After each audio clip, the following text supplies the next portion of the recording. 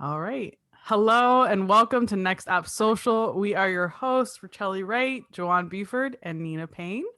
And we believe entrepreneurship is empowerment. We're committed to the development of progress of entrepreneurs, providing you with the information you need to build thriving businesses.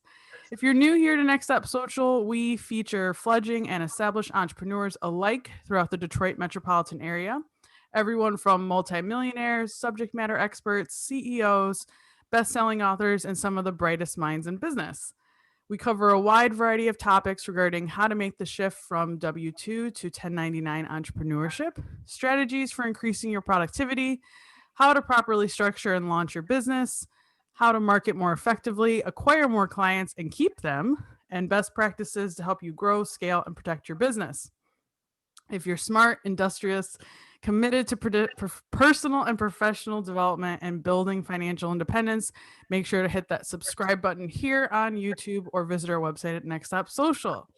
And today we are very excited to welcome Marlin Hughes, chef and owner of the Detroit Pepper Company, located on Detroit's East Side, specializing in smoothies and bell pepper based dishes. So welcome, Marlin. We're very excited to have you here at Next Up Social.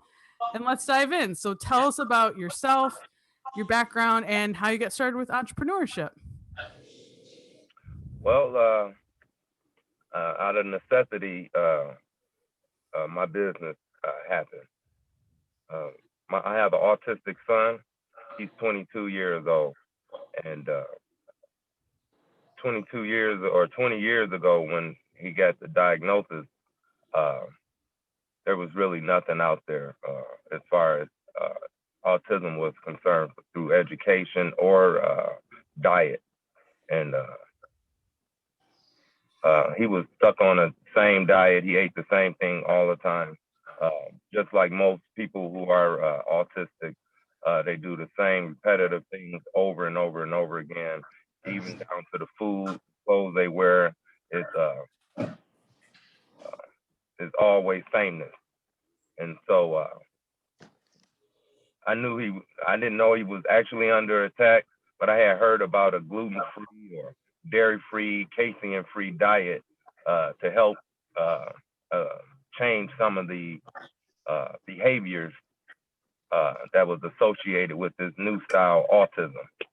Uh, so in year 2000 is when my food journey came about.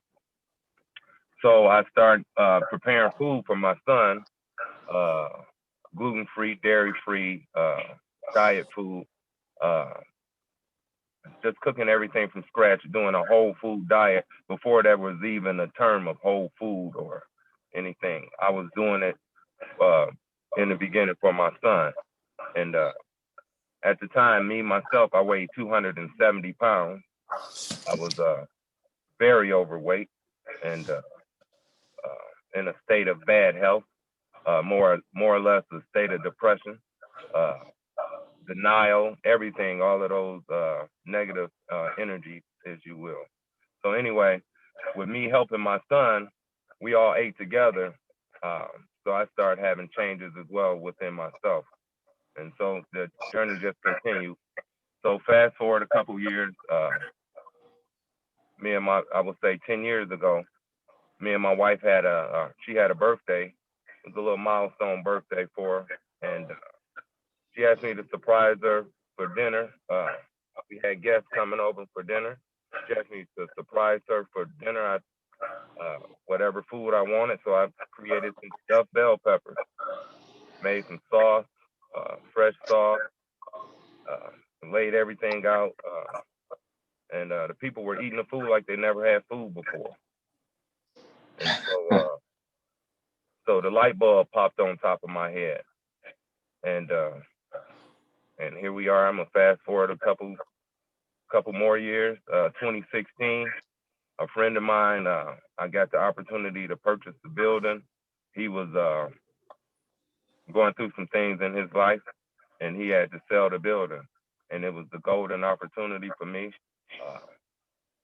I purchased the building. The thought of me opening up a restaurant to sell those peppers had never thought that ideal. And I told my wife, here it is. It's our chance. It's time for us to go. And I just started. I don't have a business degree. I basically did it all on Google. I opened my business through Google. I just asked Google how to do whatever, and it just told me from writing a business plan to getting the articles, organization, you name it, the whole open a bank account. I use this tool that we're looking through as one of my best. I guess Google is my mentor. That's great. It's anyway. So I acquired the building in 2016. It took us a little over 3 years to get it built out. I was trying to ask for people to assist me. No one really believed in my vision. As such, it happens with all of us. And so my energy just kept pushing towards it. Then I was championed in 2018. I was championed by the city of Detroit.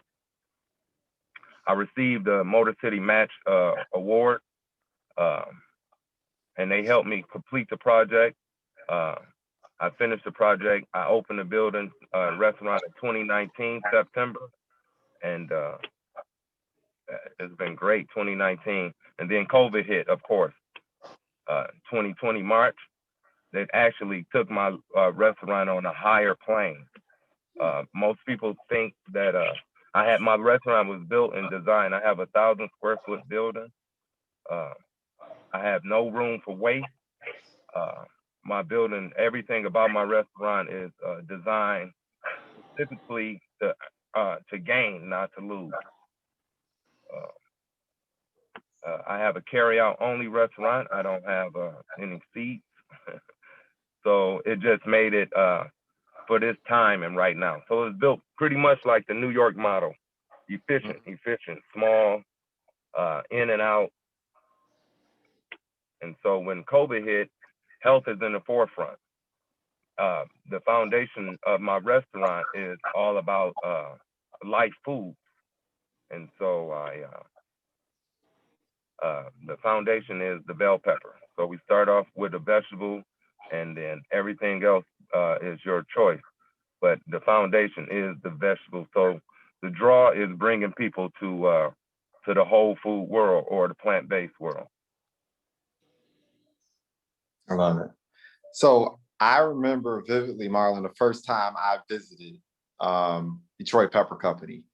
And I remember I kind of did a panoramic view of the street, right? I took my phone out and I literally just did like a video overview of everything I saw. And the first thing that caught my attention was, my gosh, I mean, for a good maybe 20-minute walk in either direction, if someone is looking for something healthy without a bunch of cheese and BS.com splash over the place, your place is the only one there in the neighborhood. Yeah. Yeah. And for me, you know, that was the first thing that caught my attention, where I said, you know what, this guy has a real valuable thing going on here. This is important. And then to hear you talk about how important food and wellness was to you. I mean, your mission and vision just emanated from you. Man, you were excited to share the story. And that is what really caught my attention. To be transparent with you, that's what created the traction between you and I. I was like, you know what, I'm going to stay in contact with this brother. You know, I'm going to support him any way that I can, because that mission and purpose. And I know, aside from it obviously being a space where people can acquire food, I know you have a broader mission and vision for Detroit Pepper Company as well, in terms of impact you want to make. Do you mind sharing a little bit of that? I know that's a huge part of your story as well. I just want to make sure that people are eating a healthy food, to be more educated about what goes into the body. What goes into the body ultimately becomes the body. And I just want people to be more conscious about everything in life. And especially with, I want to grow my business. I want my business to grow organically and not so much inorganically, where it's just false. and then everything has to be changed. I want it to naturally stay the way it is, wholesome and good, if you will. There are more things to come for the Detroit Pepper Company. Soon, eventually, we will be doing a farm to table experience, and so we're going to start growing our own vegetables and really knowing exactly what it is that's going into our bodies. I mean, I do my best at sourcing the best food possible, but I'll have even more control knowing that it's coming from the earth from which we stand. I love it. I love it. Now, you have this incredible vision and mission for Detroit Pepper Company, and your story is absolutely phenomenal. I mean, I wish we had even more time to do a deeper dive in your own personal story, but you decide, okay, I want to acquire this building. I want to make manifest my vision, right? A lot of individuals right now are trying to start up restaurants, whether it be from, quite frankly, their residence, whether it be from a kitchen or a hall, whether they're looking to acquire brick and mortar. And I mean, listen, man, I applaud you. Like, the restaurant industry is not for the meek. Okay, that's one of the most difficult businesses you can operate in. So every time we have a 7, 8 o'clock in the morning conversation, I'm glad to catch up with you. I know what you're doing, man. I know the work ethic, right? Yeah. Walk people through, man, some of just the basic steps that you had to navigate when you initially launched your restaurant. What did the process look like, right? You say, I acquired a building. Okay. What did that process look like when you decided, okay, this is where I'm going to acquire my food, right? Walk people through just basically, how did that process get started for you? Well, it was a rocky road in the beginning. Everything, even now, I'm still acquiring KSA skills, knowledge, skills, and abilities. And so the first thing was getting that building. It took a couple steps. It's some sacrifices to make sure that we had the proper capital to be able to sustain that building, as well as my house and all my other stuff. I was a working employee at the time. I had a regular 9-to-5 job. I worked for the post office for 20 plus years, and at the time I was working the post office and getting the building started. It was real. I was doing almost 18 hours a day, trying to maintain a regular working life and to start an entrepreneurial situation. I went into so in 2020, I bought the building in 2016. 2018, I had to it was a crossroad, either continue working for the post office or start my life. And my life took over, and post office had to stay there. Somebody else needed that job to start their life or start their means of acquiring financial stability. So I went on to, I left. I started working for a local chef here that's on TV. And so I put myself in a situation to train myself. My energy forced me into getting training. I had to learn how to run a business. I had to learn how to run a restaurant. I had to learn how to run a team. So I met this guy at the gym. I was going to, after I stopped working for the post office, I started working real hard on my physical body so I would be able to continue in this same energy, moving fast or moving forward. And so I went to the gym. I started working out, working on my body, getting my body in top shape, physical condition. And so I met this guy. I saw him on TV all the time. And so I knew he had some great energy by me watching him on TV, and I hadn't seen him for a while. And as energy has it, I met him at the gym. And so you only get this one chance right in this physical. And so I approached him with my energy. I offered my services for free to work with him and to work up under him so I can learn the business. I'm a very observant person. I learn through just watching everything. And so I asked him maybe 4 times. I was very persistent at getting what I needed. I needed to learn. And I felt as if he would be the best. He's one of the top caterers in the city of Detroit. He has a lot of energy. I knew me open a restaurant, I would have to know how adrenaline works good. I need to know how rushes are. So I worked with this guy where I did 1,000-plate dinners where we had to plate and everything has to be timed because everybody wants to eat at the same time. And so I had to learn about plating and how to use the knives really and cut. And, you know, I got natural flavor from just life, knowing how to eat and prepare. I know about seasoning. So I learned from him just so many, cooking on large scale, cooking for thousands of people versus just cooking for a family of 4.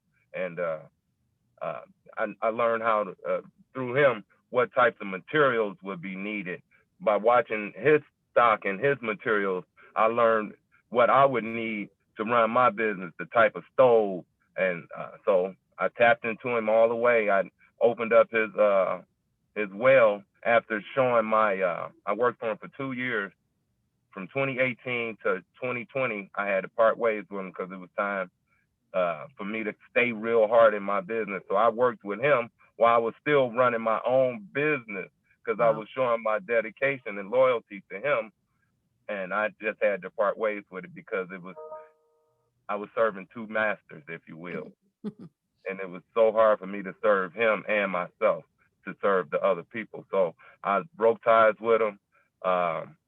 It was a great relationship. I learned everything I needed from all the equipment, timing, cooking, what levels the heat with, everything. Even the business side as far as acquiring business, keeping business going, always staying relevant and not being afraid to adapt and change.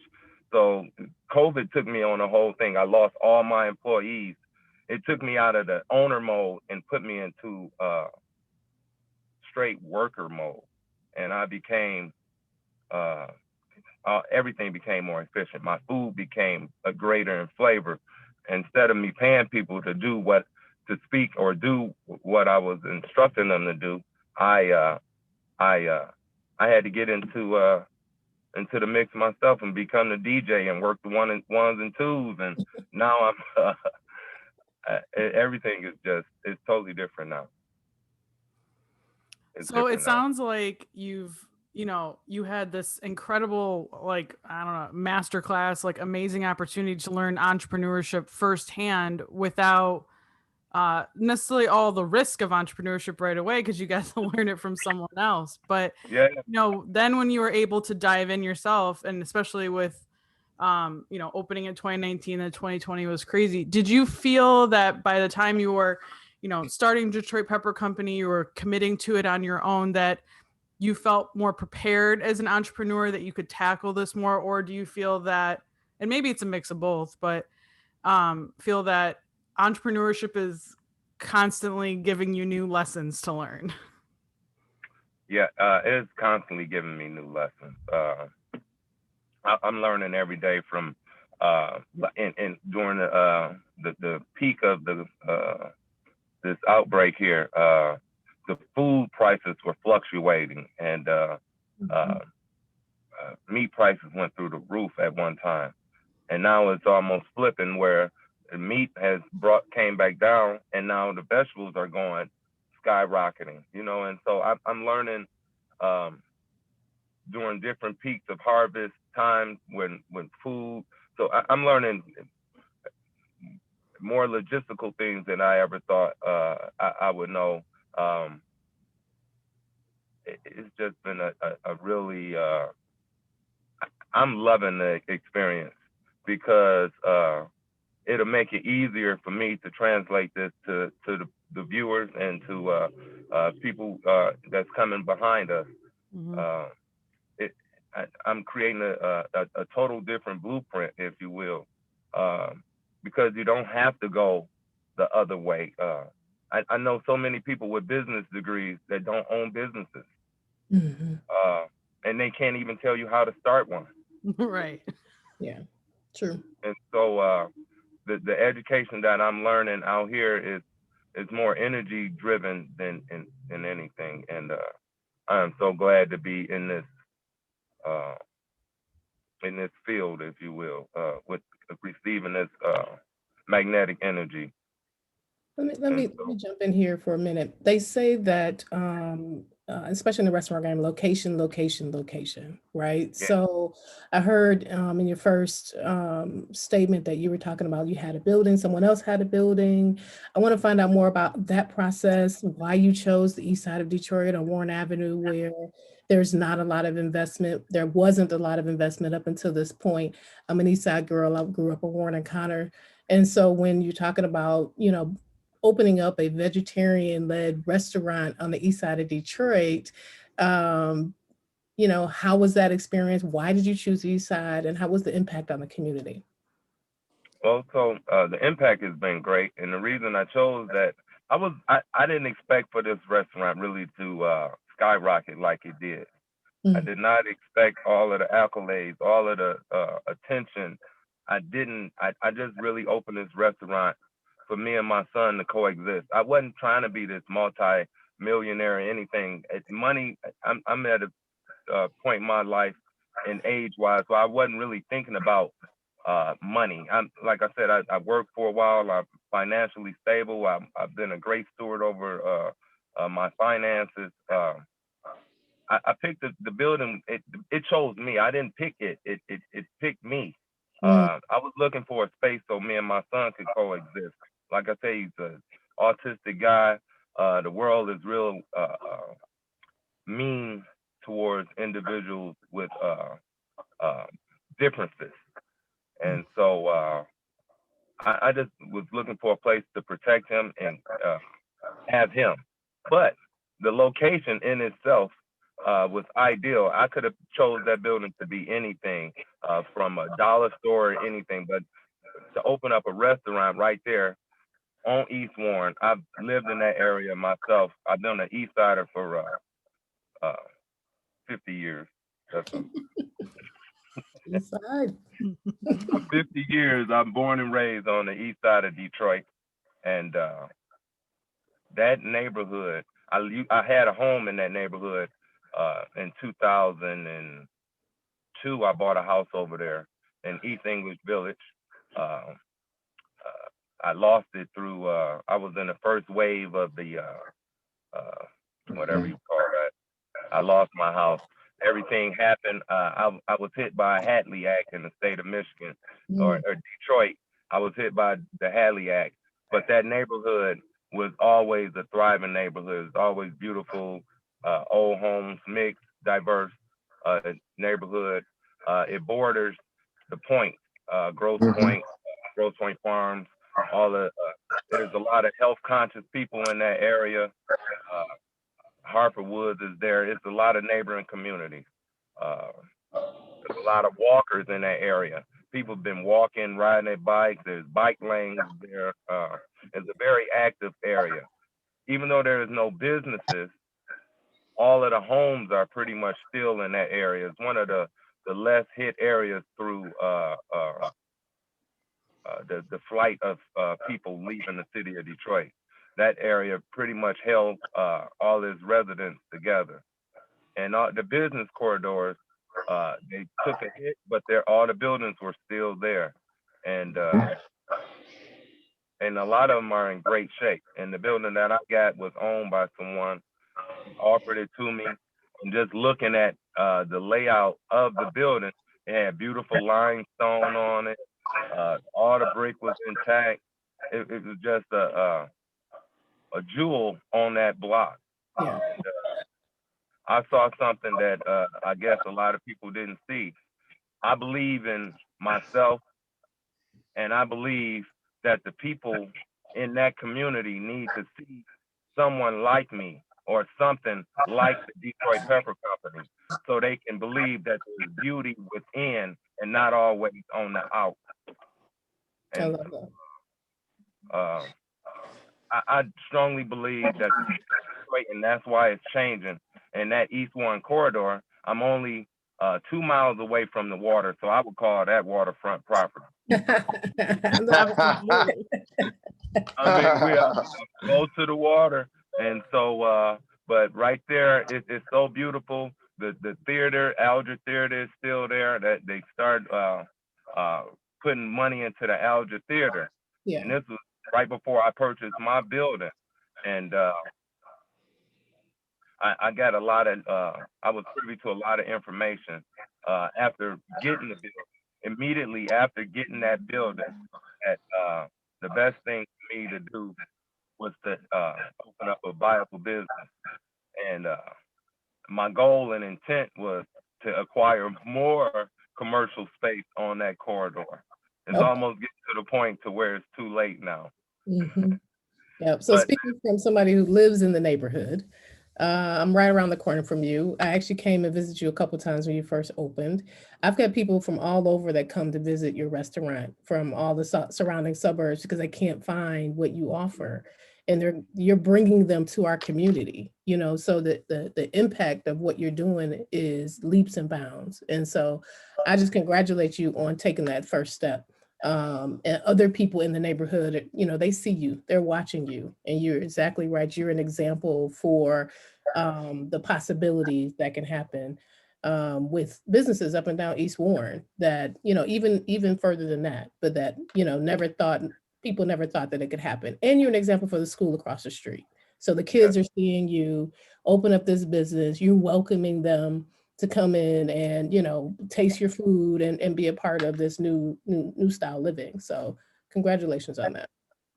yeah, thank you. Yeah, I look at myself as a lighthouse, and a lot of us are out here traveling blindly. And you know, if you out here on the waters and you're traveling by boat, the only way you can guide yourself at night is through those lighthouses, and they direct you on a path and way in the way you should go. And so I look at my restaurant as a lighthouse until you can find the next lighthouse on that path in which you should go. I'm just So, Mark, go ahead. So there's a couple questions I want to ask where I have to part ways. But man, I mean, it's so much to unpack here and what you shared. Like, a couple things have really caught my attention. The fact that you plotted a liberation day, right? You were working at a job and you made up your mind that I was going to go ahead and do entrepreneurship full time. And for a lot of people, when it's time to make that decision, there's a lot of consternation. There's I would say a lack of belief or a lack of vision. You certainly don't lack in either of those two categories, right? And then the other thing, I mean, you hit the nail right on the head. So often entrepreneurs feel like they got to become book smart. They feel like they can become MAs in a particular field. And it's like you're taking advice from travel agents as opposed to tour guides, right? Mm-hmm. The person has read the book, read about the jungle, can tell you the stats, the demographics and everything, but has never been bitten by a bug, right? Versus the tour guide that knows that jungle like the back of their hand. They can tell you exactly what routes to go, what routes not to take. And of course, you had a built-in advantage too. I mean, you were already familiar with the landscape. It wasn't that you were just familiar with the restaurant industry, you knew the landscape, right? If you could just expound upon, what that process looked like in terms of Liberation Day, and also where are you drawing that confidence? Where are you drawing a lot of your motivation and inspiration? Obviously from your son, but there's also an inner strength to you, right? That most people just aren't carrying like that. What's the well? Where's all this come from? Well, a lot of people call it the it factor, right? Yeah. Having it. And so I believe that it is it was implanted in me as a child. So my story is so deep. So I was born with a birth defect, and I had a blood vessel connected from my heart to my lungs. And so I was drowning as a baby. So I had to, in 1971, I had to have emergency open heart surgery. And they had to remove uh, over 3/4 of one of my lungs, my left lung. So they took my lung away from me, and I was handicapped. Not so much by the surgery or what the doctors did, it was by my parents. So my parents and my brothers, my siblings, and my family, they all handicapped me because of the fear of what they thought may or may not happen to me because of my uh, inept, my left lung. I only had one, whereas they had two, right? So I was handicapped. That's what got me into a space to where I was 270 pounds, unhealthy, Wow. very unconfident. I had no confidence within myself, afraid to take my shirt off, because I had they call them man boobs, but I had breasts. I'm calling them breasts. I'm gonna call them exactly what they were, and uh, and that shouldn't be, especially when I was born a man. And so, but I was big, I was handicapped all the way until I got to college. So when I did go to college, I went to Eastern Michigan University, and when I went to Eastern, I was on my own, and nobody could tell me what I could and could not do. Right.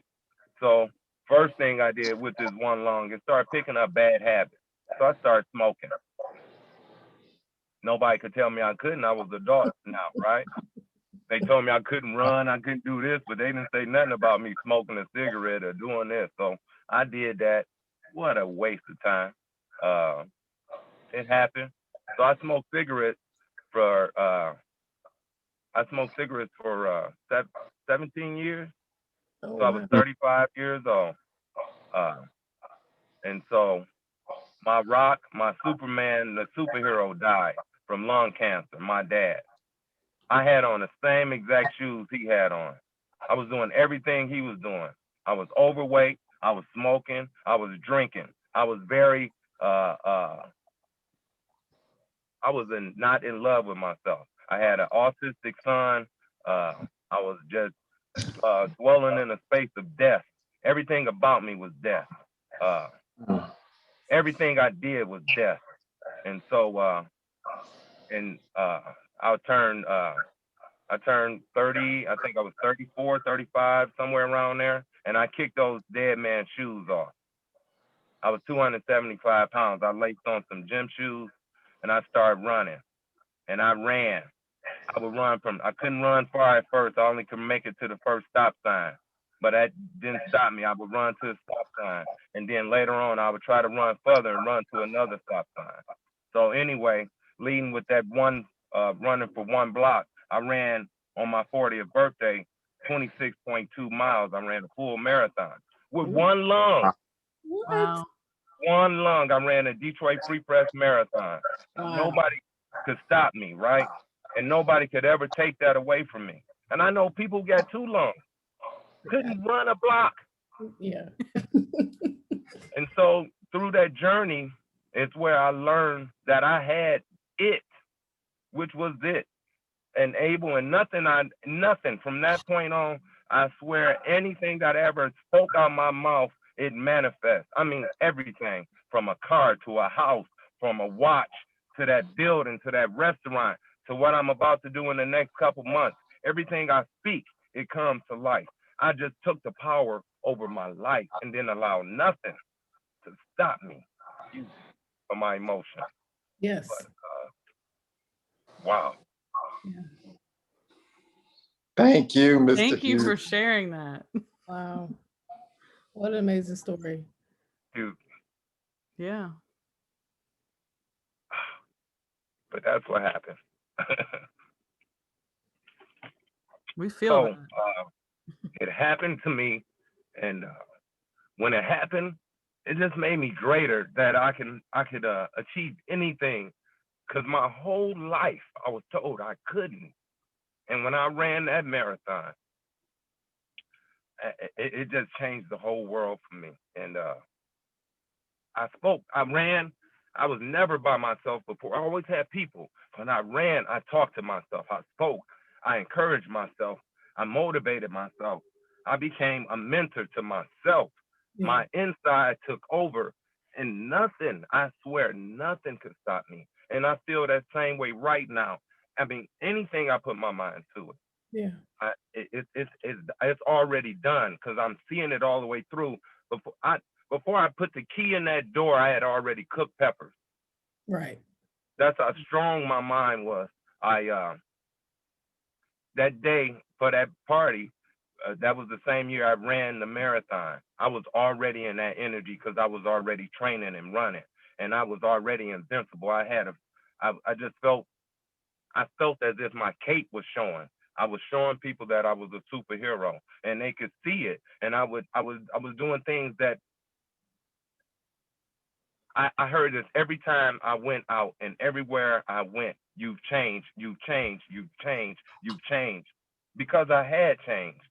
And everything about me was changed. There was nothing about sameness. There was nothing about being repetitive. It was always about moving forward. And I'm right there right now. I'm still there. I'm still trying to grow. I'm still trying to move. I'm still trying to motivate. I pour into so many people constantly because I don't want this library within me to I don't want it to stop. I don't want people to not come and tap into me to ask for questions. And the more people ask, I feel like I get younger every day when people ask me questions. Because I have to go back within my mind, and it's almost like remembering.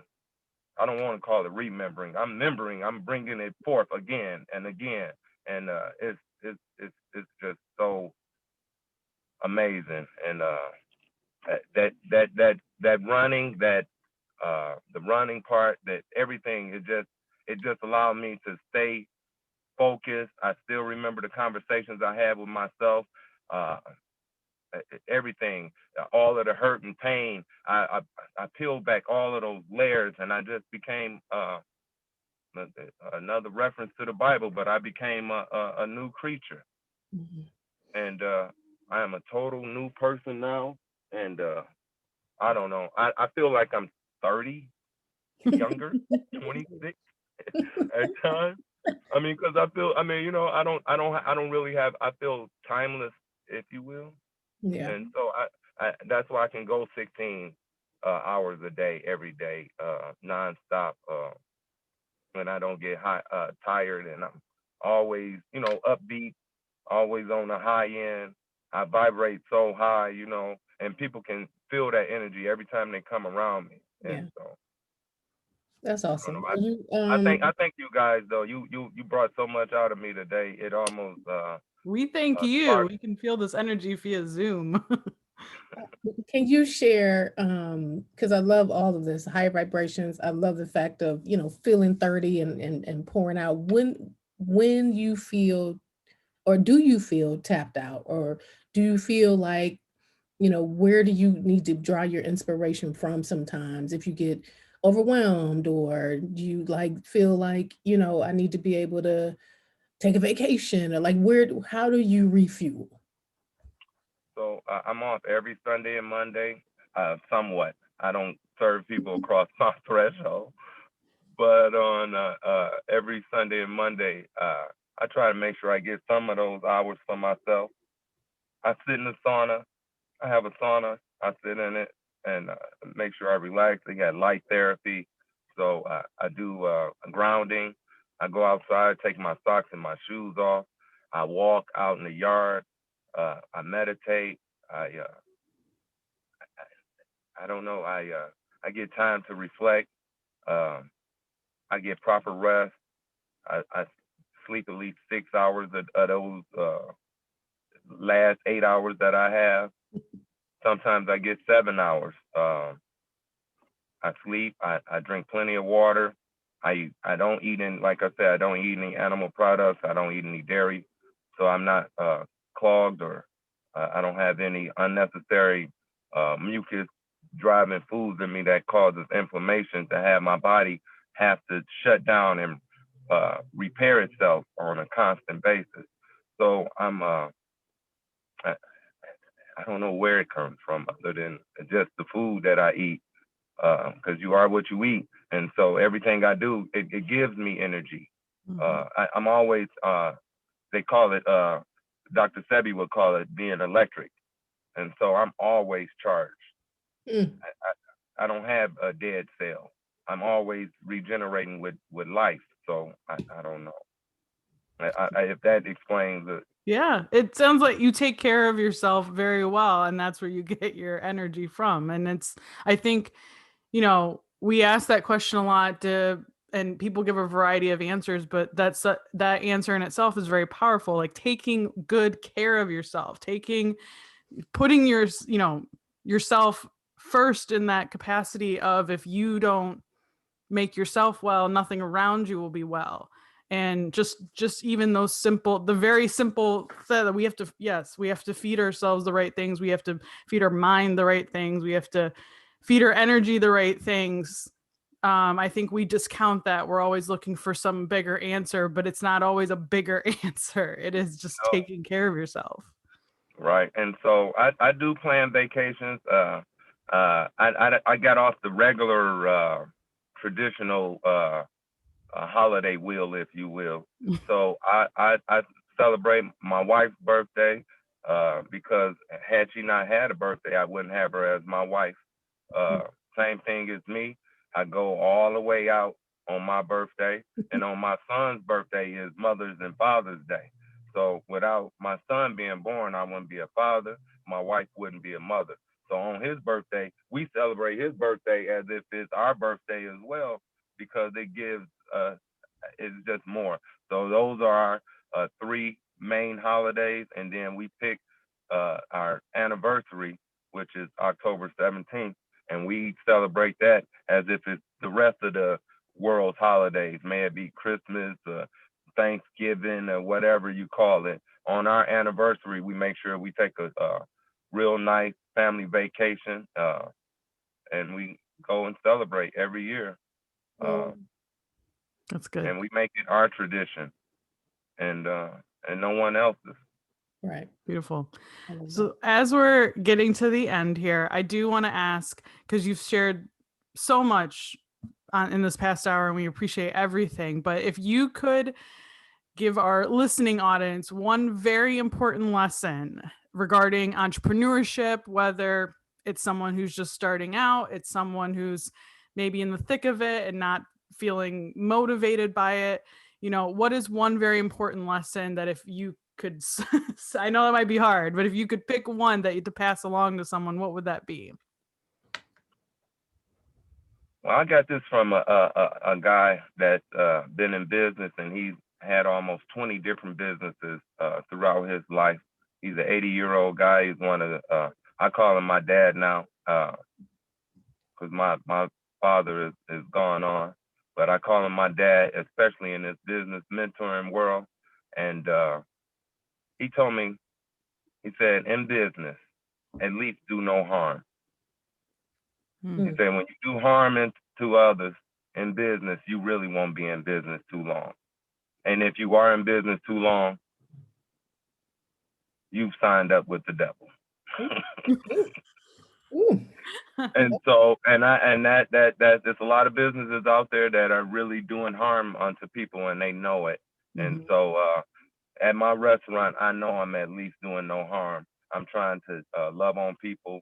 I'm trying to give life. And so, in whatever business it is that people have, at least do no harm. Be 100% transparent with these people. If you're going to take their money, give them value for their money. And treat these people as if they're the owners of your business, and you will be very successful. Perfect. All right, Marlin. So if people want to visit you and the Detroit Pepper Company, how can they do that? Where can they find out more information about it? Okay. You can come visit me at the Detroit Pepper Company at 17180 East Warren Avenue. We're in Detroit, Michigan, located on the east side. We're east of Cashew, and we're right on the, I would call it the beginning of Warren. The beginning of Warren is on the east side. And so I'm located right behind East English Village High School, formerly Finney High School on Detroit's East Side. You can call the restaurant. It's 313-469-7640. You can reach us at the DetroitPepperCompany.com. My name is Marlin Hughes. I appreciate you guys so much. I look forward to serving each and every one of you that's here. And if you see me on this video, come in and tell me you saw this video, and you get 10%. Oh, very nice. Thank you again, Marlon, for joining us here today. And everyone, we're going to put his links below, his address below. Make sure you go visit Detroit Pepper Company. He's giving you an offer to go anyway, so visit soon. And it's like mentioned, the food is amazing, by the way. Yeah. Personally speaking. It's so good. And we're going to like that in this neighborhood. So it's amazing. So absolutely. We will be continuing this conversation, talking more about it in the next App Social After Show group on Facebook. We invite you all to join us there. We'll put the link to that in the description as well. And we're happy to have you inside. So don't forget, though, to hit that subscribe button here on YouTube. Visit our website, Next App Social, to learn more about everything we do. And we look forward to helping you achieve a life of satisfaction and success.